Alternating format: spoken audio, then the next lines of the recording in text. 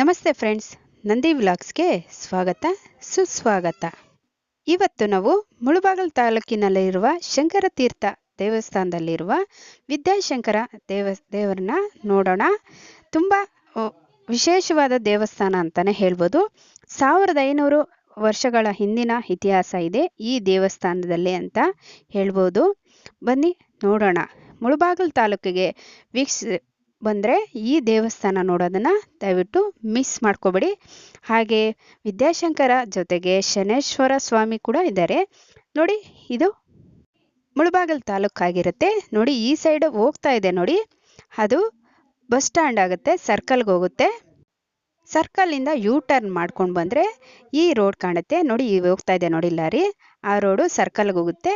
ಈ ರೋಡ್ ಬಂದು ದೇವಸ್ಥಾನಕ್ಕೆ ಹೋಗೋ ದಾರಿ. ಈ ರೋಡ್ ಬಂದು ಮುತ್ತಾಲ್ಪೇಟೆಯಲ್ಲಿರುವ ಗಣೇಶ್ ಪಾಳ್ಯ ಅಂತ ಹೆಸರಿದೆ ಈ ಏರಿಯಾಗೆ. ನಿಮಗೆ ಗೊತ್ತಾಗಿಲ್ಲ ಅಂದರೆ ಆಟೋದವ್ರನ್ನ ಕೇಳ್ಬೋದು ಅಥವಾ ಕಾರಲ್ಲಾದರೂ ಬರ್ಬೋದು. ಯಾರನ್ನ ಕೇಳಿದ್ರೆ ಗಣೇಶ್ ಪಾಳ್ಯದಲ್ಲಿರುವ ಈಶ್ವರನ ದೇವಸ್ಥಾನ ಅಥವಾ ಶನೇಶ್ವರನ ದೇವಸ್ಥಾನ ಅಂದರೆ ಯಾರಾದರೂ ಹೇಳ್ತಾರೆ ನೋಡಿ. ಈ ದಾರಿನಲ್ಲಿ ಬರೋ ಲ್ಯಾಂಡ್ ಮಾರ್ಕ್ ಆಗಿರುತ್ತೆ ಈ ಗಂಗಮ್ಮನ ದೇವಸ್ಥಾನ. ಇದು ನೆನ್ಪಿಟ್ಕೊಳ್ಳಿ. ಈ ದೇವಸ್ಥಾನದಿಂದ ಸ್ವಲ್ಪ ದೂರದಲ್ಲೇ ಇದೆ ಈ ವಿದ್ಯಾಶಂಕರ ದೇವಸ್ಥಾನ ನೋಡಿ. ಇದು ದಾರಿ ಆಗಿರುತ್ತೆ ಕಣ್ರಿ ನೋಡಿ. ಈ ದಾರಿ ದೇವಸ್ಥಾನಕ್ಕೆ ಹೋಗೋ ದಾರಿ ಆಗಿರುತ್ತೆ. ನಿಮಗೆ ಕನ್ಫ್ಯೂಷನ್ ಆಗ್ಬೋದು, ಈ ದಾರಿ ಎಲ್ಲನಪ್ಪ, ಮನೆಗಳಿದ್ದಾವೆ, ದೇವಸ್ಥಾನದ ದಾರಿನ ಅಂತ. ಈ ದಾರಿನಲ್ಲಿ ಹೋದರೆ ಡೆಡ್ ಹ್ಯಾಂಡ್ಗೆ ಇರುತ್ತೆ ದೇವಸ್ಥಾನ ನೋಡಿ. ಅಲ್ಲಿ ಮರ ಕಾಣ್ತಾ ಇದೆ ನೋಡಿ, ಹರಳಿ ಮರ, ಅದೇ ಕಣ್ರಿ ದೇವಸ್ಥಾನದ ಇರೋ ಜಾಗ. ಅದು ಅಶ್ವತ್ಥ ಕಟ್ಟೆ ಆಗಿರುತ್ತೆ. ಅಶ್ವತ್ಥ ಕಟ್ಟೆ ಹತ್ರ ಇರೋ ಅರಳಿ ಮರ ಕಣ್ರಿ, ನೋಡ್ತಾ ಇದ್ದೀರಲ್ವಾ. ತುಂಬ ವಿಶೇಷವಾದ ದೇವಸ್ಥಾನ ಅಂತ ಹೇಳ್ಬೋದು. 1500 ಕಾಲದ ಹಿಂದಿನ ಕಾಲದ ಬುಕ್ಕರ ಕಾಲದ ದೇವಸ್ಥಾನ ಇದಾಗಿರುತ್ತೆ ಕಣ್ರಿ. ವಿದ್ಯಾಶಂಕರ ದೇವಸ್ಥಾನ ಆಗಿರುತ್ತೆ. ಶಂಕರ ತೀರ್ಥ ನೋಡ್ತಾ ಇದ್ದೀರಲ್ವಾ, ಎಷ್ಟು ಚೆನ್ನಾಗಿದೆ ದೇವಸ್ಥಾನ ಅಂತೂ. ತುಂಬ ವಿಶೇಷ ಅಂತಲೇ ಹೇಳ್ಬೋದು ಈ ದೇವಸ್ಥಾನ ಅಂತೂ. ಒಮ್ಮೆ ಮುಳಬಾಗಿಲಿಗೆ ಬಂದರೆ ನೀವು ಈ ದೇವಸ್ಥಾನ ಭೇಟಿ ಮಾಡಿ ದೇವರ ಕೃಪೆ ಕಟಾಕ್ಷಕ್ಕೆ ಪಾತ್ರರಾಗೋದನ್ನು ಮರಿಬೇಡಿ. ನೋಡ್ತಾ ಇದ್ದೀರಲ್ವಾ ವಿದ್ಯಾಶಂಕರ ದೇವರನ್ನ.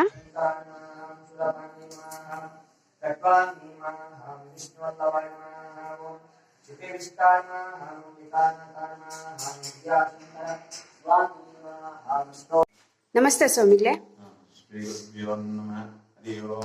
ವಾಗರ್ಧಾವೇವ ಸಂವರ್ಧೋ ವಾಗರ್ಧ ಪ್ರತಿವರ್ತಯೇ ಜಗತ್ ಪಿತಃ ಒಂದೇ ಪಾರ್ವತಿ ಪರಮೇಶ್ವರ.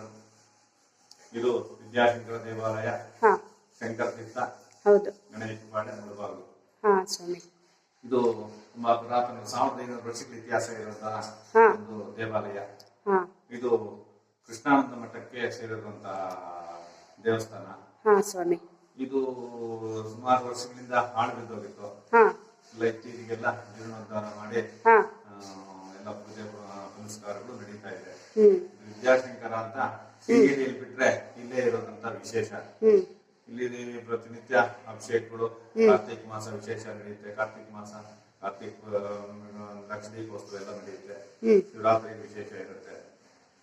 ಪ್ರತಿ ಸೋಮವಾರ, ಶನಿವಾರ ಶನಿಮಾತನಿದ್ದಾನೆ, ಭಕ್ತರೆಲ್ಲ ಬಂದು ದರ್ಶನ ಮಾಡ್ಕೊಂಡು ಹೋಗ್ತಾರೆ. ಇದಕ್ಕೆ ಸೇರಿರುವಂತಂದ್ರೆ ಪುಷ್ಕರಣಿ ಒಂದಿದೆ, ಶಂಕರ ತೀರ್ಥ ಅಂತ, ಅದಕ್ಕೆ ಪುಷ್ಕರಣಿ ಹೆಸರು. ಆ ಪುಷ್ಕರಣಿಯಲ್ಲಿ ಸ್ನಾನ ಮಾಡಿದ್ರೆ ಭಕ್ತರಿಗೆಲ್ಲ ಒಳ್ಳೇದಾಗತ್ತೆ ಅಂತ ಇಲ್ಲಿ ಶಾಸನದಲ್ಲಿ ಬರೆದಿದ್ದಾರೆ. ಬುಕ್ಕರಾಯ ಕಾಲದಲ್ಲೇ ಜೀರ್ಣೋದ್ಧಾರ ಆಗಿದೆ. ಯಾವ ಕಾಲದಲ್ಲಿ ಸ್ವಾಮಿ? ಬುಕ್ಕರಾಯ ಕಾಲದಲ್ಲಿ, ಬುಕ್ಕರಾಯ ಕಾಲದಲ್ಲೇ ಜೀರ್ಣೋದ್ಧಾರ ಆಗಿದೆ. ಇದು ಸಹ ನಿಮಗೆ ಬೆಳ್ಕೊಂಡು ಬರ್ತಾ ಇದೆ. ಸರಿ ಸ್ವಾಮಿ, ಇಷ್ಟೊತ್ತು ಮಾತಾಡಿದ್ದಕ್ಕೆ ತುಂಬಾ ಧನ್ಯವಾದಗಳು ಸ್ವಾಮಿಗಳೇ.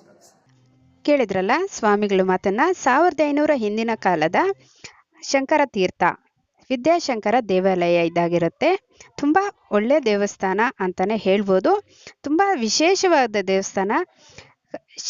ಶಂಕರ ತೀರ್ಥ ಅಂದರೆ ಶೃಂಗೇರಿ ಬಿಟ್ಟರೆ ವಿದ್ಯಾಶಂಕರ ದೇವರು ಈ ಮುಳಬಾಗಿಲು ತಾಲೂಕಿನಲ್ಲಿರುವ ಶಂಕರ ತೀರ್ಥದಲ್ಲಿ ಇರುವಂಥದ್ದಾಗಿರುತ್ತೆ ಕಣ್ರಿ. ದಯವಿಟ್ಟು ಎಲ್ಲರೂ ಒಂದ್ಸರಿ ವಿಸಿಟ್ ಮಾಡಿ ಅಂತ ಹೇಳಕ್ಕೆ ಇಷ್ಟಪಡ್ತೀನಿ. ಹಾಗೆ ಇಲ್ಲಿನ ನವಗ್ರಹಗಳು ಇದ್ದಾವೆ. ಹಾಗೆ ನಮ್ಮ ಗಣಪ ಇದ್ದಾನೆ, ಹಾಗೆ ಸುಬ್ರಹ್ಮಣ್ಯ ಸ್ವಾಮಿ ಇದೆ, ಆಂಜನೇಯ ಸ್ವಾಮಿ ಕೂಡ ಇದೆ.